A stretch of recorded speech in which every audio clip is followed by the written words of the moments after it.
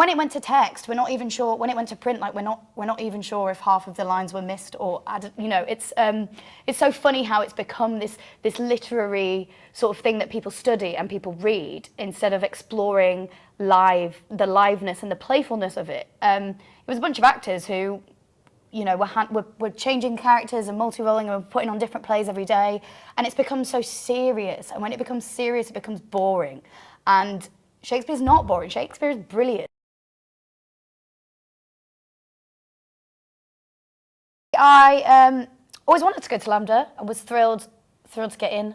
I remember where I was when I got the call. Actually in the bath, but it was the best day of my life. It was the best bath of my life. And then moved to London. I'm from a small town up north, so that was all really exciting. And I still firmly believe it's the best drama school in the world. So like I was just thrilled to be there, thrilled to train there. I learned so much. I did the 6-week LAMDA Shakespeare course and then got into the 2-year course. So I'd come from a background where I'd studied a lot of the performance history of Shakespeare, watched a load of the films, loads and loads of plays, and then read most of the canon as well. Was completely hooked on it by that point, having loathed it as a kid. I climbed over that balcony as Jessica in The Merchant of Venice. So I played, it was a four-hander, so I was Antonio, Jessica, and Nerissa. Oh, wow. Yeah, which was amazing, because I mean, the chances of me getting to play Antonio in my career were pretty slim. The range, darling. Yes, oh, well, so that was excellent. My whole career, I never got to do any Shakespeare, and I was desperate to. And I kept thinking, God, I've got to book a Shakespeare gig soon. I played Shakespeare's daughter in the West End in Upstart Crow with David Mitchell, which was wonderful. And now I'm at the Globe with yourself. We're in the same summer season.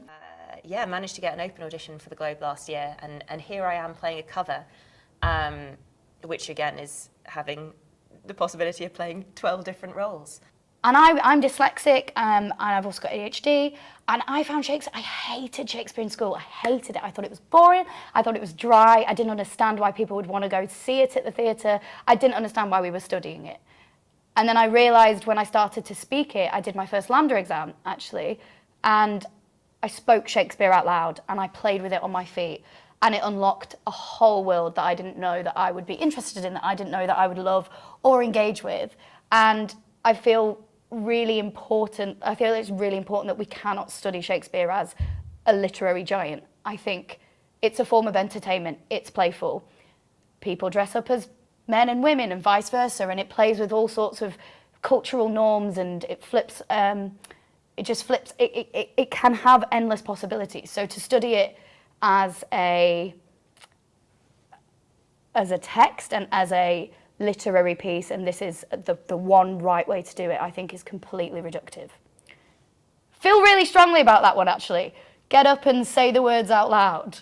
But again, it's picking up stuff from the text, isn't it? Of being like, because your Scrappy Merchant has some lines where you're like, he's got a bit of an attitude. He's an aggressive little man. He just wants his money. He's going to miss his boat. He's not got very long, you know. He comes on and his first line is, you know, since Pentecost the sum is due, and I've got to get to Persia like right now. So he's on a time frame. He's stressed, and you can find these little things in the text to unlock why they're there, what their intention is. What do you think about accessibility? I totally agree. Accessibility and inclusivity, and getting past the kind of mental block of going, this should be really difficult, because it's not. I was in school, I was like, I don't understand why people are obsessed with Shakespeare.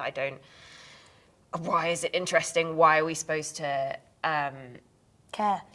It's getting it up on its feet. It's getting into schools, into home. I think in homes as well. Like if I had had a chance to mess around with a group of friends and sit down and read a play and get up and like mess around with the characters, there's a brilliant like set of books that does the storylines. I think it's illustrated by Quentin Blake.